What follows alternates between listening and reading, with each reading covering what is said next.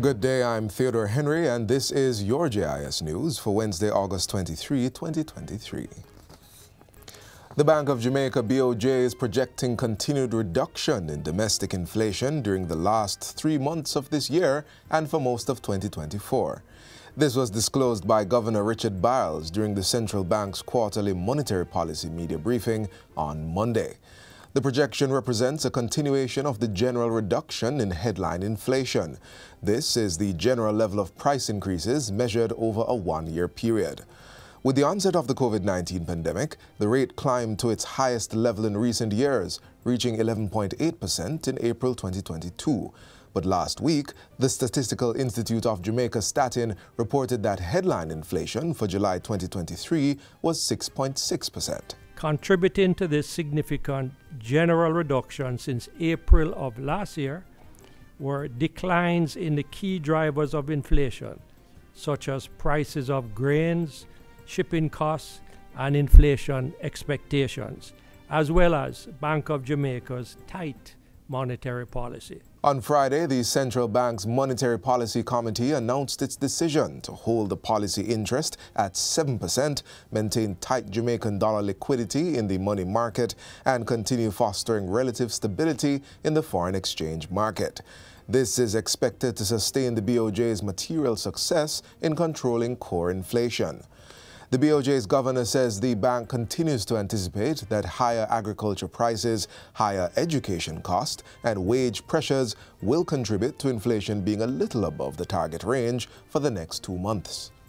Notwithstanding this uptick, inflation is forecasted to generally decelerate to the bank's target range of 4 to 6% by the December 2023 quarter, and to remain there for the rest of 2024, except for a few months.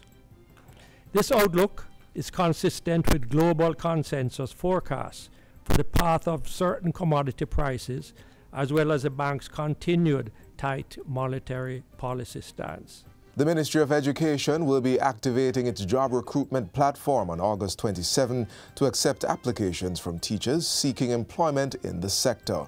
The online database, which was launched on July 1, will connect the ministry and school principals to a central online database of prospective teachers in real time. Education officer in the ministry, Charlene Robinson, says the teachers and schools will be able to create profiles and vacancies will be posted on the system. One of the dynamic part of it is the whole communication that takes place. So once a teacher creates their profile, they are able to search for a job, they find a job opening, they are able to apply for that job. That sends a communication to the school that is offering that job posting.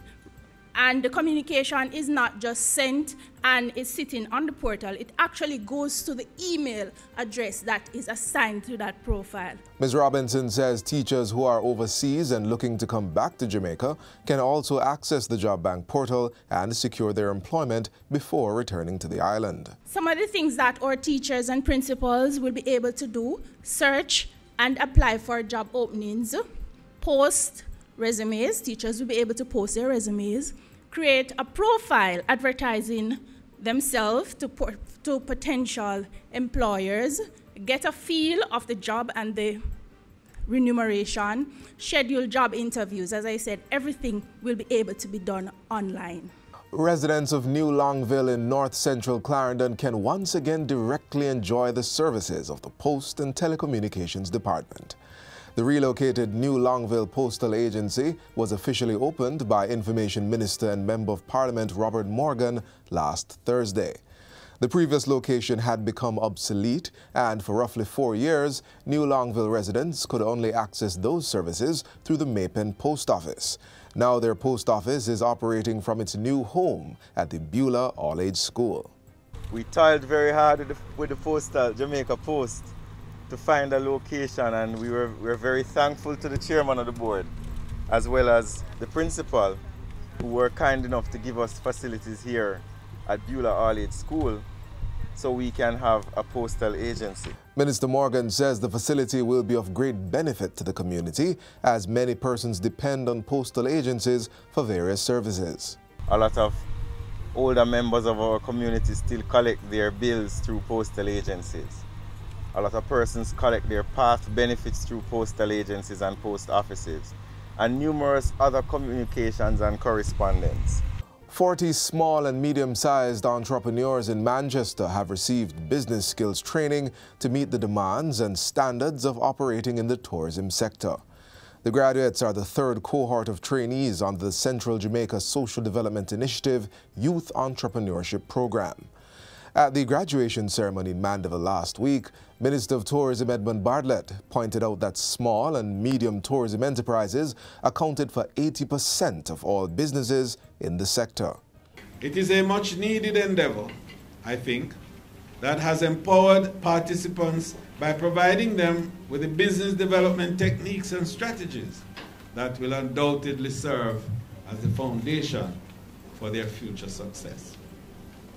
I am particularly pleased that these fledgling businesses will be monitored and evaluated for a one-year period. Minister Bartlett adds that the businesses are coming on stream at a time when Jamaica's tourism industry is booming, and their expansion will only add to that. Restaurants, boutiques, small hotels and family-owned tour operators and craft shop.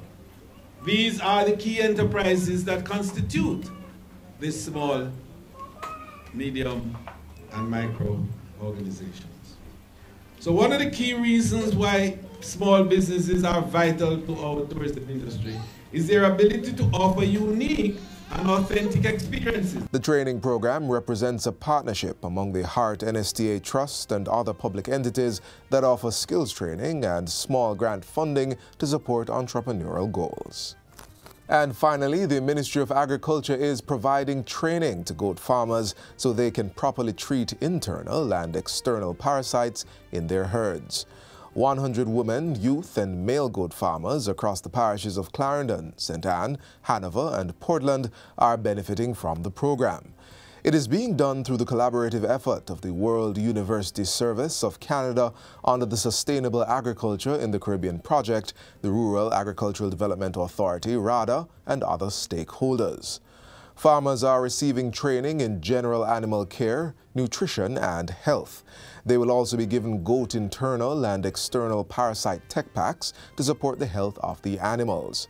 Agriculture State Minister Franklin Witter welcomes the effort and says it will contribute to a decrease in the importation of goat meat and eventually increase the industry's level of self-sufficiency.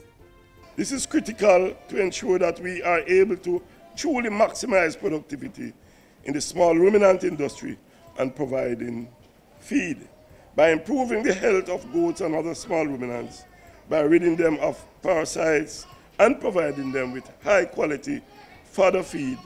We will be able to get higher grade meat and dairy products for local consumption and export. Mr. Witter was speaking at the launch of the training program in Clarendon recently. Acting Head of Cooperation at Global Affairs Canada, Madani Thiam, says Canada, through this project, is pleased to be a catalyst in the partnership that will provide farmers with the technical information they need to be more effective producers. Farmers, I really encourage you to learn and apply as much as you can so that not only your individual farms will prosper, but your experience can be a catalyst for a wider adoption of best practices by goat farmers in your communities. And that's it for JIS News today. I'm Theodore Henry. Thanks for watching.